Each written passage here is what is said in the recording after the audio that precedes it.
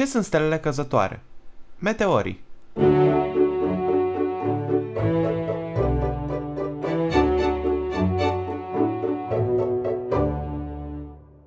În nopțile senine ne putem uita la cer și vedem 3 stele. Dacă ieșim din oraș și ne uităm pe cer, vedem mai multe stele. Vedem planete, putem vedea și câte un satelit artificial. Dar de multe ori vedem și stele căzătoare. Acum, evident, este doar o denumire.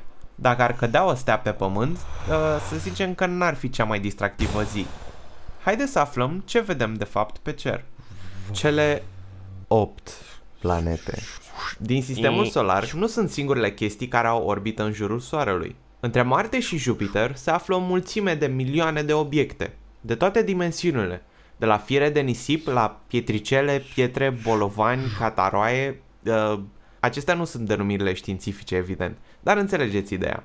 Această centură de asteroizi este numită centura de asteroizi. Pentru că universul este suficient de complicat, nu e nevoie să adăugăm denumiri ciudate. Majoritatea meteorilor care ne ajung în cale vin de aici. Unii sunt produși la ciocnirea asteroizilor, alții sunt mișcați de atracția lui Jupiter, alții sunt afectați de vântul solar, dar câteva obiecte ajung să ne intersecteze nouă orbită. Pământul îi atrage și majoritatea ard în atmosferă. Să vedem cum.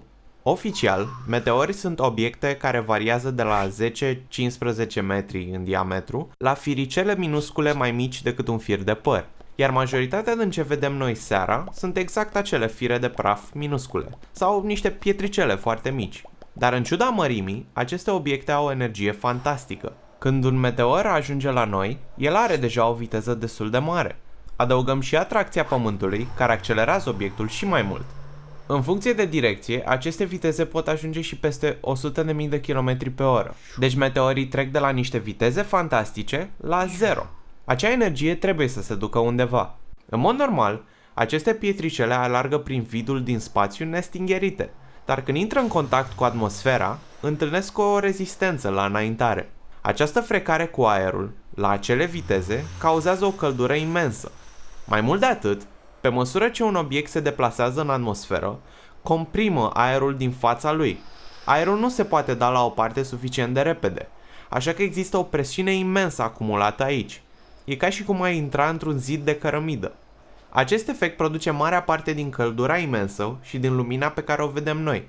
De fapt, câteodată, presiunea aerului este atât de mare încât meteorul explodează înainte să ajungă jos pe pământ. Toate acestea au loc la înălțimi foarte mari, între 70 și 100 de kilometri înălțime, unde aerul este foarte rarefiat, dar totuși suficient cât să ardă aceste obiecte. În fiecare zi sunt mii și mii de astfel de meteori care lovesc planeta. De fapt, se estimează că sunt în jur de 40.000 de tone care ajung pe pământ, cam cât Titanicul, în fiecare an. Dar majoritatea nici nu sunt observate pentru că sunt prea mici sau au loc în zone pustii. Mai există așa numitele ploi de stele și în fiecare an vedem la televizor sau citim în ziar despre ele. Există câteva care au loc în fiecare an, printre care și Perseidele, care au loc în fiecare august. De fapt, numele vine de la simplu fapt că meteorii par să vină dinspre constelația Perseu. Dacă veneau dinspre Orion, erau orionienele. Dacă veneau dinspre constelația Săgetătorului, erau săgetătorienele. Dacă veneau dinspre Carul Mare, erau... Da. De fapt, aceste fenomene se produc când Pământul trece printr-un nor de praf, lăsat în urmă de vreo cometă.